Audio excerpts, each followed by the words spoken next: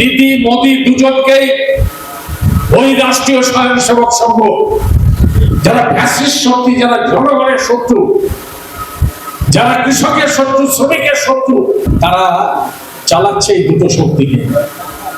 RSS এর দুটি সন্তান, একটা মোদি, একটা দিদি। মানুষ বিকল্প খুঁজছে। আরএসএস এর প্রধান মোহন ভগবত তিনি কলকাতায় এসেছিলেন।